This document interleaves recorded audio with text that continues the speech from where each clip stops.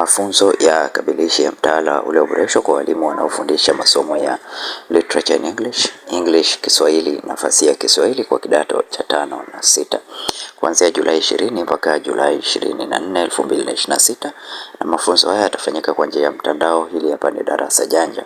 Ratiba ya mafunzo ni Kanda ya Mashariki, DSM, Pwani na Morogoro. Hii ilianza tarehe 20 mwezi wa 7 2026, na muda ulikuwa ni saa 9 mpaka saa 10 na saa 11 mpaka saa 12.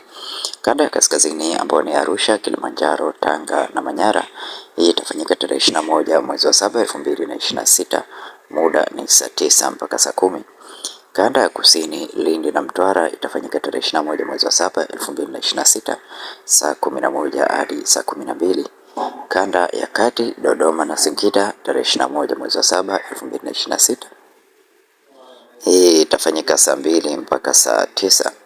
Na kanda ya Ziwa, Mwanza, Mara, Geita, Kagera, Simiyu na Shinyanga, hii ni tarehe 22. Kanda ya Nyanda za Juu Kusini, Mbeya, Njombe, Rukwa, Iringa, Songwe na Ruvuma, hii ni tarehe 23 na tarehe 24. Lakini kanda ya Magharibi, Tabora, Kigoma na Katavi, pia itafanyika tarehe 24 mwezi wa 7 2026.